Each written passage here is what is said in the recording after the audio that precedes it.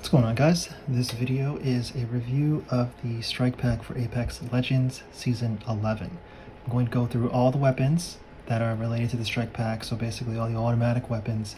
I'm going to give it a grade to see how well it actually interacts with the strike pack, if it's actually useful in a gunfight specific to the anti-recoil control, and then I'm going to demonstrate for you what each weapon looks like on the strike pack. So first up, let's get right into it. R301, probably the most commonly used mid-range gun in the game. It's also very reliable. So strike pack is on right now. I have the R301 anti-recoil loaded, so I won't touch the right stick. You can see. Alright, not perfect, but pretty good. I would say, in my opinion, the R301 is probably an A tier weapon, even if you don't use the strike pack. The recoil is pretty easy to control. If you do use the strike pack, you'll notice that at the very end, it doesn't perfectly adjust the recoil. So if you buy the strike pack, that's something you have to keep in mind. The other thing I like to point out is that if you add a barrel stabilizer, it's basically going to overcompensate. So even though that was a one clip, your recoil control will pull your down way too much. So it's actually going to drag your recoil down a little bit too much because the barrel stabilizer makes it so you don't have as much recoil. But overall, I would say R301 is a great gun. I'll put a 2x on it, and because I'm using advanced look controls, as you can see here, because I have advanced look controls on and I have my per optic settings on, it allows me to actually, without touching the right stick again, do a pretty good job of controlling the recoil even with the 2x. So I'll take the barrel off. So you can see the recoil was definitely overcompensating when I had the barrel mod on. Anyways, that's about it for the 301. So I give it an A grade. R99 is the next gun up. R99, I would say, is really good for close range fights, so you're never going to put a 2x on it, in my opinion. And with the strike pack, it makes the recoil a little bit easier. Again, R99 is probably one of the guns where you pull diagonally down, so it's not really a huge use for the strike pack, but you know, if you're a beginner or if you're not very good at recoil control, this product is going to probably end up helping you quite a bit. So I will load the R99 mod for anti-recoil. As you can see, and not very good, right? For recoil control with the R99, it could be better. So I'll try again over here. So not very good. Take away the barrel mod. Again, it tends to veer off to the right. So because of that, I personally wouldn't use the R99 with the strike pack very much. Probably give it like a C or a D compatibility. Unless, you know, of course, you're naturally going to be walking to the right a little bit, which is fine. But that's just something to keep in mind. If you are a beginner, and the fact that this gun shoots at a very high pace, probably not the best gun for you. Okay, the next one I'll go to is a flatline. This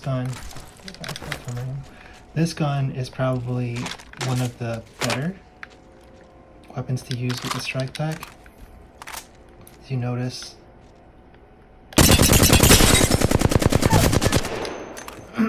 without touching the right stick, you can see it's almost a one clip. Let's go this way. Further, 25 meters away. It's pretty common. That's pretty good.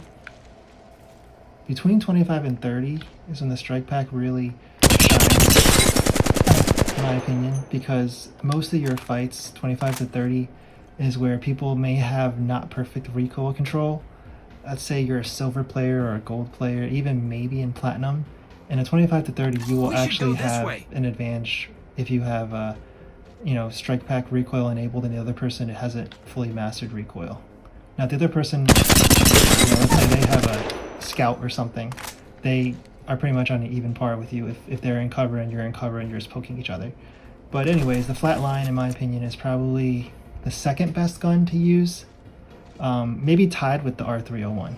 Either way, the flatline is going to get A tier. So perfect. The last gun I will show you guys for the heavy gun is the car, which is a new gun.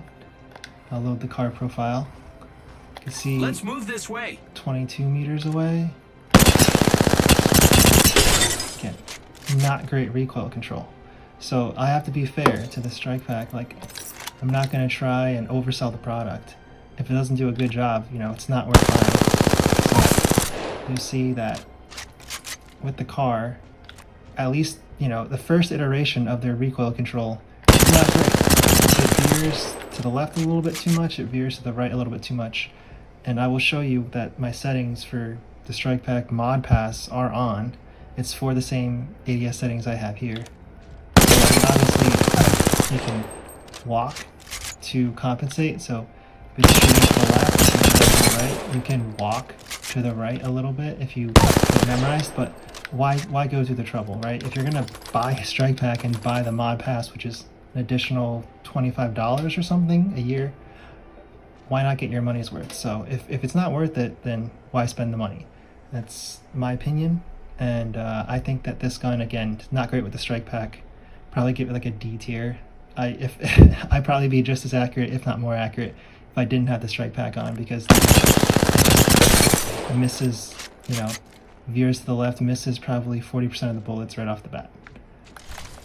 The last gun I will go to is going to be the Vault. So the Vault, let's see,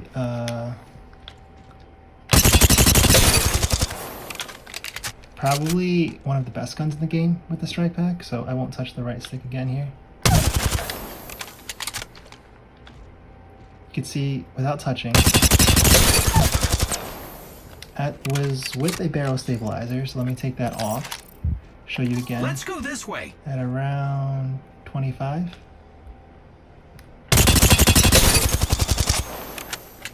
That's pretty good for a weapon with a very high rate of fire.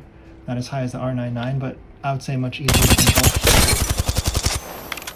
That's pretty good. And obviously, you as a player wouldn't let the last 5 bullets continue to veer off to the right of your opponent.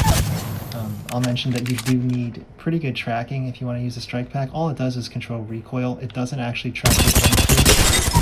There is a setting where you have some aim assist capabilities, but it shakes your screen like crazy. So please see my first review video on, you know, how you can tell if someone's using a Strikepack, because it's gonna shake your screen like this, and it's, in my opinion, not a help. It's actually a detriment to your game, especially if you're not even using, you know, a weapon that is automatic. So if you're using a scout or a 30-30 or you're on a charge rifle, it's just gonna shake your screen, and it's not gonna do anything for you that's going to benefit your game. So personally, I would say the Vault is anywhere from A tier to S tier. Particularly because with the Vault, you're probably going to be more in close range. You're probably not going to be using a 2x. If you are using a 2x or 3x, I would recommend the Rampage. I have a separate video on the Rampage. I think that's probably the best gun for longer range fights. But Vault is probably S tier because so many fights in Apex just take place within 25 meters to 30 meters. So that's basically it. Those are the top guns to use. Some of the other guns, I guess, you know, including the L-Star, which I think was very strong last season, in Season 10. Season 11 is a little worse. As you can see, barrel mod just does too much to negate the effects of the recoil control. So personally, I don't even like to use the barrel mod. So again, that's not bad for a single clip on a red armor with an L-Star, and ideally, in reality, you're going to be controlling the right stick a little bit more instead of just having your thumb completely off. So L-Star probably is B tier, not great. And you can always adjust the recoil, so if, for example, I think it constantly shoots down too quickly, I can adjust it so that the recoil is less intense.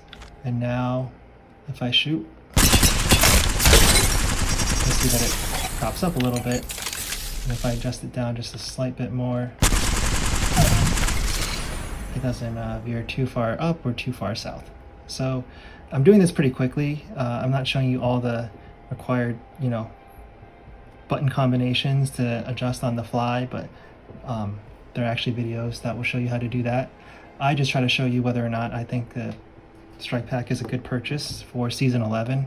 Personally, I would say if you're a silver player, if you're a gold player, maybe lower platinum, and you struggle with recoil control on the majority of guns, then yeah, Strike Pack probably will help you.